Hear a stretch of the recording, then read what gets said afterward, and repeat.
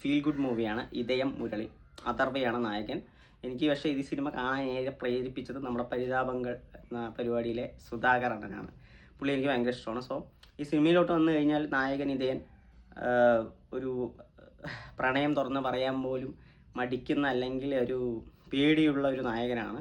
അങ്ങനെ തൻ്റെ പ്രണയം പറയാൻ മടിച്ച് തൻ്റെ ജീവിതത്തിൽ നടക്കുന്ന കുറച്ച് പ്രണയവും അതിൻ്റെ നിരാശയും ഒക്കെയാണ് സിനിമ പറഞ്ഞു പോകുന്നത്. സിനിമയിൽ കുറച്ച് നല്ല നൊസ്റ്റാൾജിക് മൊമെൻറ്റ്സ് ഉണ്ട്, കുറച്ച് ഫീൽ ഗുഡ് മൊമെൻറ്റ്സ് ഉണ്ട്, കുറച്ച് തമാശകളുണ്ട്, ഫ്രണ്ട്ഷിപ്പിൻ്റെ കുറച്ച് കാര്യങ്ങളുണ്ട്.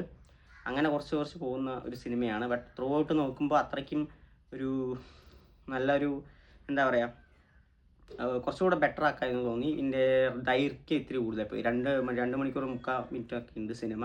അത്രയും വേണ്ടി ഇതിൽ കുറച്ചുകൂടെ ട്രിം ചെയ്താണെങ്കിൽ കുറച്ചുകൂടെ എൻഗേജിങ് ആകുമായിരുന്നു. പിന്നെ ഫഹദ് ഫാസിലിൻ്റെ ക്യാമിയോ പുള്ളി അങ്ങനെ മോശമായി ചെയ്തതായിട്ട് എനിക്ക് തോന്നിയില്ല. പക്ഷേ ക്യാരക്ടറിൻ്റെ അവസാനം കാണിച്ചപ്പോൾ ഞാനൊന്ന് സ്തംഭിച്ചു പോയി. നിങ്ങൾ കാണുമ്പോൾ അറിയാം.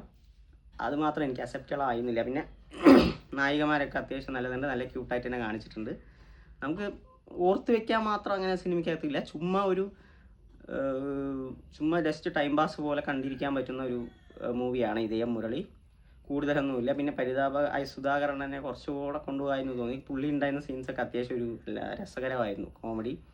പിന്നെ ഒരു പോയിന്റ് എത്തുന്ന സമയത്ത് ഈ സിനിമ വീണ്ടും കറങ്ങി തുടക്കത്തിൽ എങ്ങനെയാണോ അതേപോലെ തന്നെ തിരിച്ചെത്തി നമുക്ക് ഇനിയിപ്പോൾ എന്താ ഇപ്പോൾ പറയാൻ പോകുന്നത്, അല്ലെങ്കിൽ നമുക്ക് മനസ്സിലായി തുടങ്ങി ഇനിയിപ്പോൾ എങ്ങനെയാണ് സിനിമ കൊണ്ട് അവസാനിപ്പിക്കുക, അല്ലെങ്കിൽ ഇനി എന്തൊക്കെയാണ് കാണിക്കുക എന്നുള്ള രീതിയിലായിപ്പോയി സിനിമ ടോട്ടലി. അപ്പോൾ നിങ്ങൾ എന്തായാലും ഒരു കണ്ടിരിക്കാം. കുറച്ച് ബോറടിക്കുന്നുണ്ടാവും 2 മണിക്കൂർ. എന്നിരുന്നാലും ഇത്തരം സിനിമകൾ, ഒരു ഫീൽ ഗുഡ് അങ്ങനത്തെ ഒരു ടൈപ്പ് പടങ്ങൾ ഇഷ്ടപ്പെടുന്നവർക്ക് ചുമ്മാ കണ്ടു നോക്കാവുന്ന ഒരു സിനിമ തന്നെയാണ് ഇതയം മുരളി.